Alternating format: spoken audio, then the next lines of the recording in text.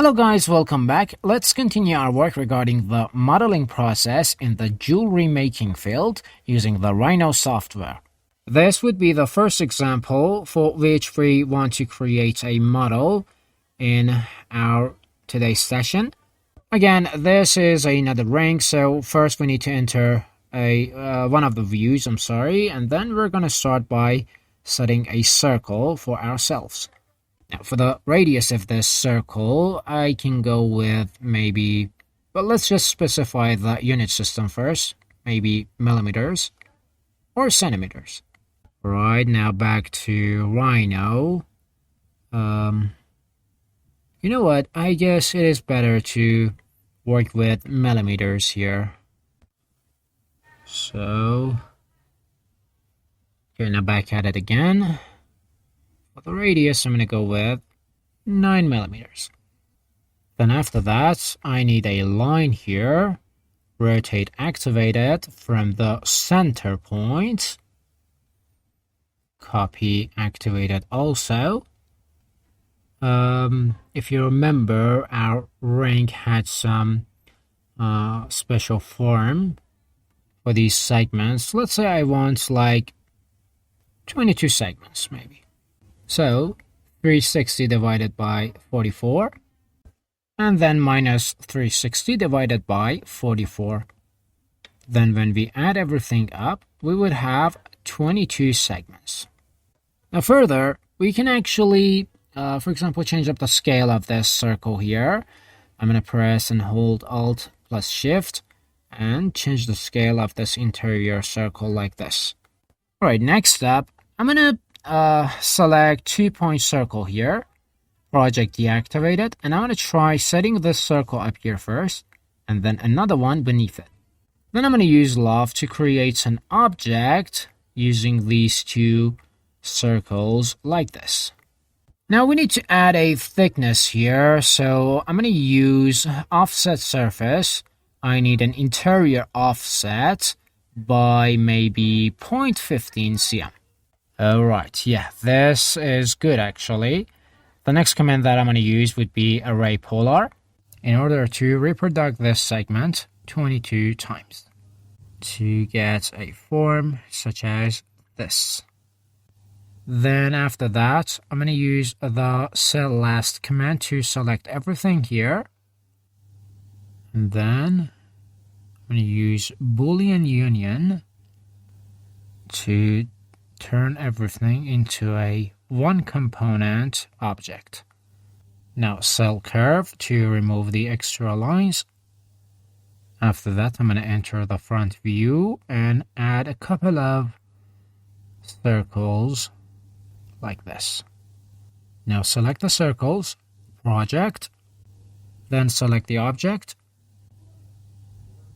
Okay, let me see.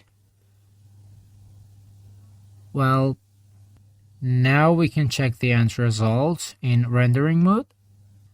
Then we can add a material to this. For example, let's go with this one, gold yellow. See, it was quite easy. I mean, at first glimpse, it was kind of complicated. Alright, now as always, let's move this out of the way, set it in another layer, and turn the layer off.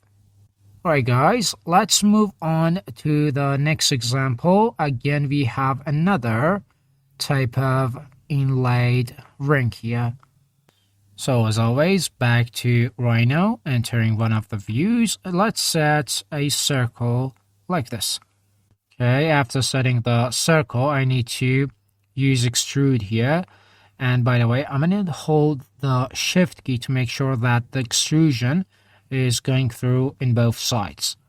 I need to add a thickness to this, so I'm going to use offset surface and interior offset by maybe 0.8 or maybe even more. Let's say 1.1.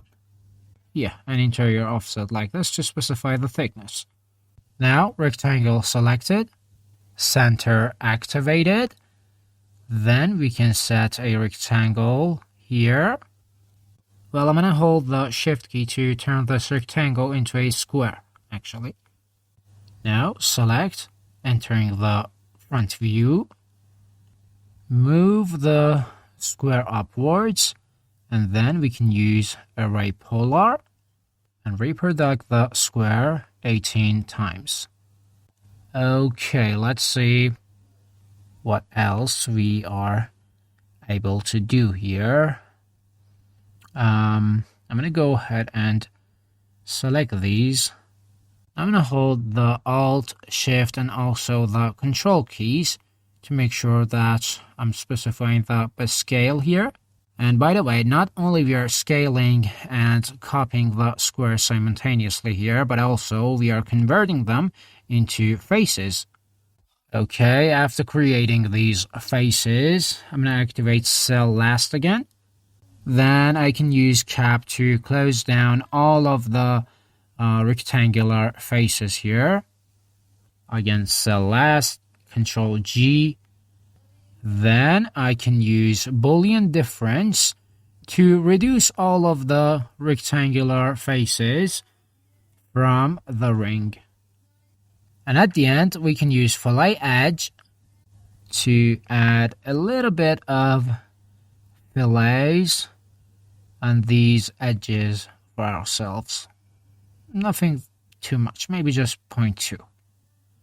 Yeah, I guess that'll do. Okay, let me go ahead and add the fillet in the bottom part as well. The edge down here and fillet. Okay. Let's check the result in rendering mode again. And we can still do more. I mean, for example, we can add more fillets on these edges here. Let's go ahead and add a material to it. For example, this one. To check everything in more detail. A very nice model of a inlaid ring with square, for example, you can say diamonds or stones. Okay, again, let's move the model out of our workspace, set it in the O5 layer and turn it off. Moving on to our next example,